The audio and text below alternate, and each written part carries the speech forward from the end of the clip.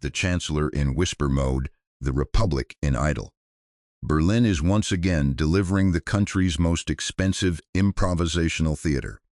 Only here, no one pays admission. Instead, everyone sits on the premium grandstand unwillingly with their taxes. At the front of the stage stands a federal chancellor who almost pulled the confidence vote in December of last year, as if it were a fire alarm button behind glass. Back then, it was called a big reform. Great determination, big words. In the end, one thing above all remained big: the confusion. Instead of a clear line, there was the usual government ritual of stalling, throwing up smoke screens, and hoping that the next commotion would come faster than the next bill. Now, it's almost May, the grace period is over, and the Republic is looking at a coalition that smiles at each other like neighbors in a stairwell who have been wanting to sue each other over every little thing for weeks. The Union had once envisioned all this as a power comeback with an announcement.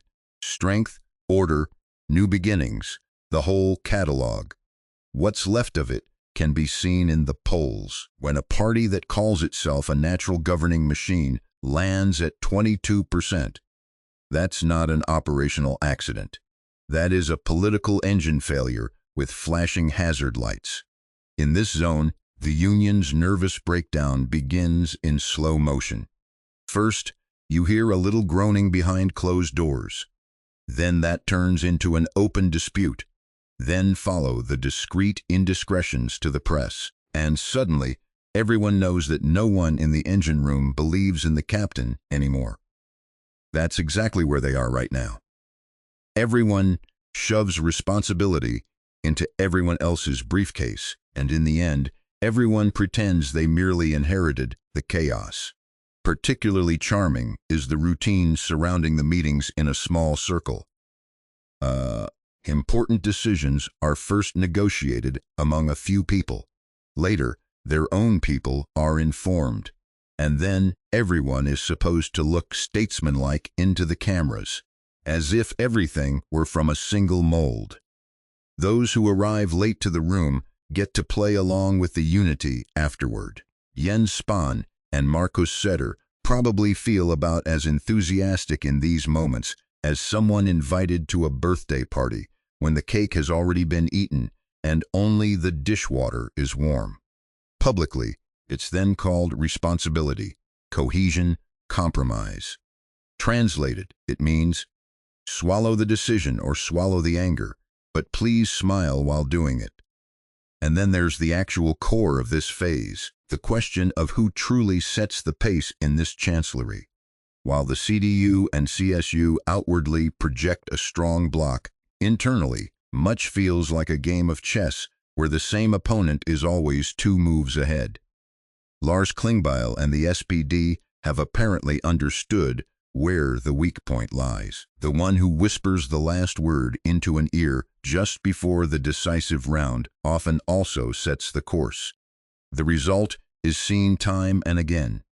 Just discussed something different internally. Shortly thereafter, a new position emerges, and their own people look as if someone had changed the rules of the game in the middle of the meeting. This doesn't create leadership. This creates mistrust in advance. And precisely for this reason, this coalition already appears like an alliance on standby. Not because individual conflicts would be unusual, but because nothing fits together here anymore. Aspiration and reality, power language and capacity to act, self-image and situation assessment.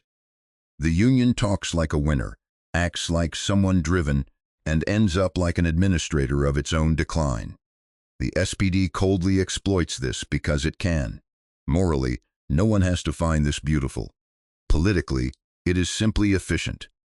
In Berlin, it's not the one with the loudest slogans who wins, but the one with better access to the moment when decisions tip. And, as long as that remains the case, the supposed leading coalition will continue to be led, just not by those who consider themselves at the top. While whispering rises to become the form of government in the Chancellery, the red warning light is flashing for the CSU on a completely different front. Slipping below 5% nationwide is not a small dent for this party, but a structural shock. For decades, it lived off the myth of invincibility in Bavaria and a confident appearance at the federal level. But electoral law is not a wish concert, and arrogance is not a valid currency there. Whoever falls below the threshold nationwide gets the bill, regardless of how often they win the marketplace at home. This is precisely where the explosive power lies, which is now being discussed not just behind closed doors, even within their own ranks. The mechanism is brutally sober. There are 299 constituencies, 46 of which belong to the CSU. If they win the direct mandates there, it initially sounds like old dominance. If, at the same time, the second vote remains below the 5% hurdle, presumed strength turns into a calculation with a political hangover. Then the party is not allowed to send all winners, but only as many as they are entitled to based on their share of second votes. The rest fall by the wayside. In plain language, this means people win their constituency and still don't get in because the party as a whole is too weak, and the seats go to runners-up who benefit from the fact that the rules operate not by local pride, but by overall proportionality. For the CSU, this is the toughest lesson imaginable, because it hits precisely where the party traditionally feels invincible.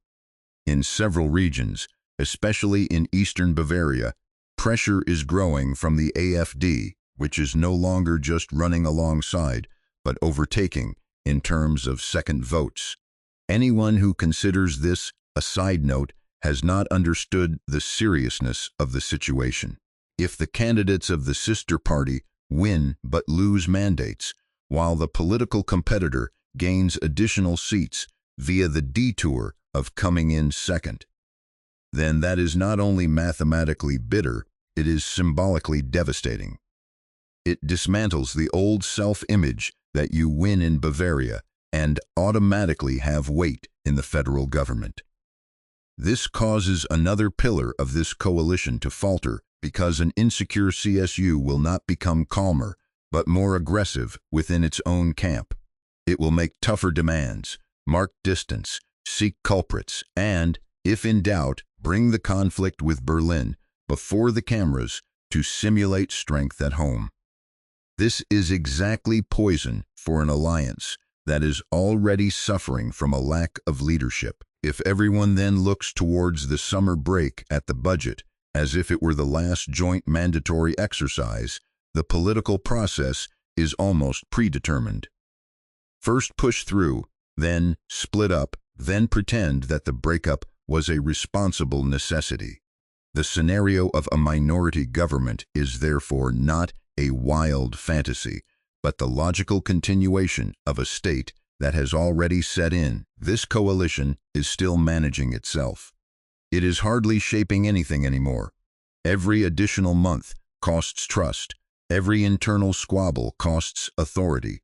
Every tactical U-turn costs credibility. And while the governing parties get lost in their own labyrinth, the opposition simply scores points for not being part of this mess. The AfD benefits not because of magic, but because political voids do not remain empty.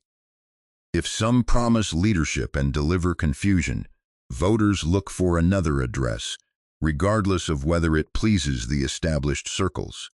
Therefore, the most probable development is not the great miracle of self-healing, but a controlled disintegration with advance notice. First, they will still cling to each other because no one wants to be the first to bear responsibility for the break.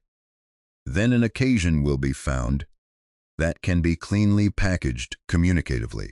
After that follows a phase with minority arithmetic and daily crisis rhetoric, until new elections are sold not as a risk, but as a way out. Anyone who believes this government will last the entire legislative period confuses wishful thinking with political physics. An alliance without trust can be moderated, but not stably led. And when it comes to new elections, the current rumbling will very quickly turn into thunder. The Union will declare that they bore responsibility under the most difficult conditions. The SPD will say they prevented worse. A quick interjection, and it's an important one. If you believe the state will protect you in the next crisis, then look around. The truth is, you are alone, and if you don't have a plan, and you will be overwhelmed. That's exactly why we developed the Crisis Preparedness System, my complete step-by-step course that protects your money, your freedom, and your life before it's too late. The link is in the description. And honestly, anyone who doesn't check it out by 2026 is making one of the biggest mistakes of their life. The CSU will claim it only remained silent for too long out of loyalty. All three will portray themselves as a reasonable force in the storm, although they built the storm together. This is where the satirical punchline of our time begins. The arsonists appear on talk shows as firefighters and publicly wonder about the smell of smoke on their own jackets. In the end, a simple balance remains. A chancellor who constantly needs to be recalibrated, a sister party that can slide federally despite regional victories, a coalition that plays stability outwardly and wears itself out internally, and an opposition that draws additional tailwind from every government wobble. This is not a random whim of operations. This is the result of a political class that has confused tactics with leadership. Anyone who is only busy surviving the next appointment all day long eventually loses the ability to lead a country. If you want this facade to crack, then look closely, listen between the phrases, and remember who said what and when, only to deliver the opposite shortly thereafter. Politics is decided in the moments when citizens realize they are being taken for fools and no longer play along.